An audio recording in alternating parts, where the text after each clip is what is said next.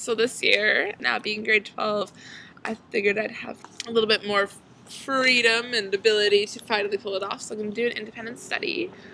Basically what I want to do is go into classrooms around the district. I don't know how many I'll go into yet, but I'm aiming for grade 8 to talk about eating disorders.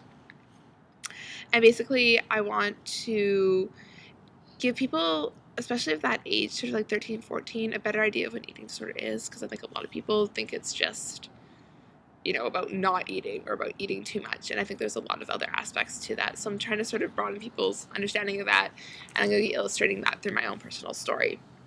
So I started with talking with teachers. Miss Mulder, Mr. Jackson, you know, do you think this would be viable? Could I pull this off? I talked with friends, of course, always just brainstorming ideas. And then finally last November, I sent an email to my teacher from middle school. And she sent it to a grade 8 teacher who was really interested and was like, yeah, totally, just make sure it fits into like these planning objectives. Oh, those planning objectives.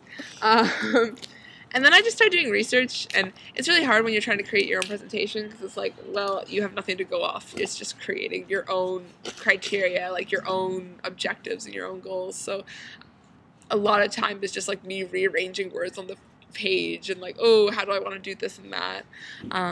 Among sort of my reading about things on the internet, I came across the Looking Glass Foundation, which is an organization that works with people with eating disorders, and I managed to email them and get in contact with one of the board of directors who was really supportive of this project, and we went and had a lovely coffee date and just talked about about eating disorders and about what I wanted to do, about what the Looking Glass Foundation was. So I have a really good contact there.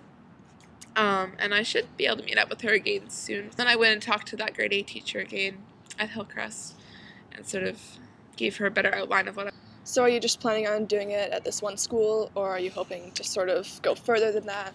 It kind of depends, and I kind of have to see where it goes. I mean, this is definitely going to be like my guinea pig class. And then, you know, if that's really successful, I'll probably revise, maybe do a couple other grade 8 classes at Hillcrest. If that's successful and I have time, take it. I can think of a couple people I can contact at other middle schools. I don't know how big or small it's going to be quite yet. I just have to kind of see. Because you said you're having problems with sort of the research and just the finding the perfect words. What are sort of the other main challenges you've had? I think just coming up with like basic objectives for myself. Like, what is the purpose of doing this?